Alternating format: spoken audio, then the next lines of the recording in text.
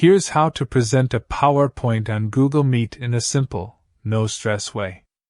Whether it's for work, school, or a group presentation, the steps are easy to follow and help you look professional. Start by opening your PowerPoint file. Make sure everything is in place and your slides are ready to go. When you're set, go to the Slideshow tab in PowerPoint and click from beginning to start the full-screen presentation. If you have a second monitor, it'll automatically open presenter view so you can see your notes and next slides without anyone else seeing them. Now open a browser and go to meet.google.com. Join your scheduled meeting.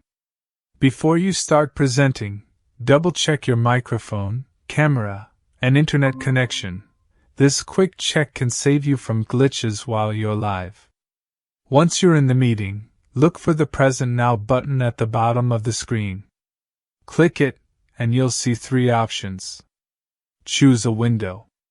Then pick the PowerPoint window that's running your slideshow and hit Share. Your slides will now be visible to everyone in the meeting.